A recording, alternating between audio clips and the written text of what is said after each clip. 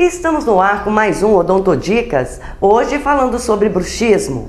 Você sabe o que é bruxismo?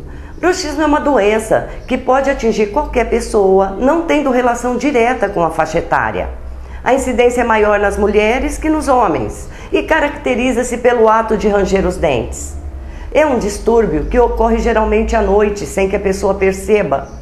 Sua frequência e severidade estão altamente ligados ao estresse emocional e físico. Hoje, Dr. Eduardo Landi responde sobre bruxismo. Oi, Dr. Eduardo, meu nome é Aline. Eu gostaria de saber quais as causas do bruxismo e se tem tratamento. Olá, Aline. O bruxismo pode ser causado por diversos fatores, ou seja, ele é multifatorial.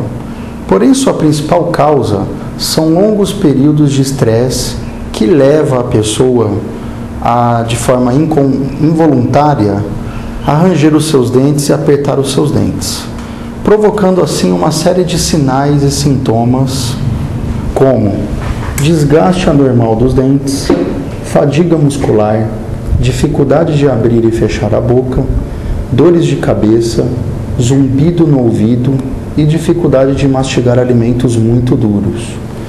Seu tratamento vai desde a reabilitação de pequenas áreas afetadas pelos desgastes até grandes reabilitações envolvendo todos os dentes da boca.